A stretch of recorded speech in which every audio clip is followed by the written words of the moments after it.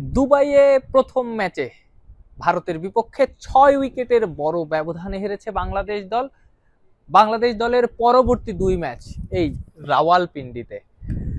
প্রথম ম্যাচে বাংলাদেশ দল যখন হারলো, সেই হারের চেয়েও অনেক ব্যাপারে, হারের পাশাপাশি অনেক ব্যাপারে আলোচনা হয়েছে। তার মধ্যে একটা ছিল মাহমুদুল্লাহ রিয়াদ ইস্যু। কেন তিনি খেলেননি? দলীয় সূত্রে জানা গিয়েছিল তার কাফ মাসলে ইনজুরির কারণে তিনি খেলতে পারেননি। ম্যাচের আগের দিনের অনুশীলনেও তিনি ছিলেন না, প্র্যাকটিস ম্যাচটাও তিনি খেলেননি পাকিস্তান শাহিনসের বিরুদ্ধে। প্রশ্ন উঠতে শুরু করেছে, দ্বিতীয় ম্যাচ কি খেলবেন মাহমুদুল্লাহ রিয়াদ? যতটুকু আমরা জানতে পেরেছি, তার খেলার সম্ভাবনা ক্ষীণ, খুবই ক্ষীণ।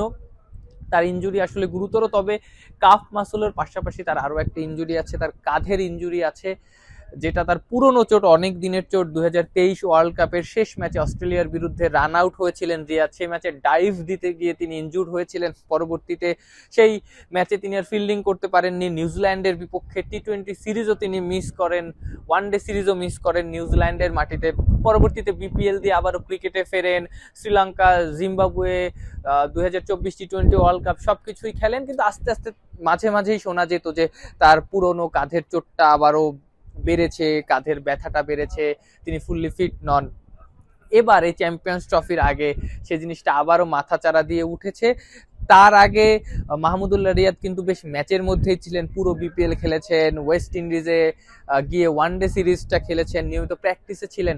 তাই স্বাভাবিকভাবেই তার ওই ব্যথাটা আবারও বেড়েছে। তবে তিনি যেদিন প্রথম প্র্যাকটিস করলেন দুবাইয়ে বাংলাদেশ দলের সঙ্গে দলের অনুশীলনে, সেদিন তার ব্যথাটা পরিপূর্ণভাবে মাথাচাড়া দিয়ে ওঠে। পরবর্তীতে এর ফলে পাকিস্তান শাহিনসের বিরুদ্ধে ম্যাচ খেলতে পারেননি, ম্যাচের আগের দিনের প্র্যাকটিস করতে পারেননি, প্রথম ম্যাচে তিনি মাঠে নামতে পারেননি। টিমের সঙ্গে হাসান মাহমুদ এবং সৈয়দ খালেদ আহমেদও আছেন। দলের মধ্যে এমন একটা আলোচনাও আছে, যদি মাহমুদুল্লাহ রিয়াদকে না পাওয়া না যায়, তাহলে তার জায়গায় হাসান মাহমুদকে ইনক্লুড করা, আইসিসির কাছে রিপ্লেসমেন্টের আবেদন করা।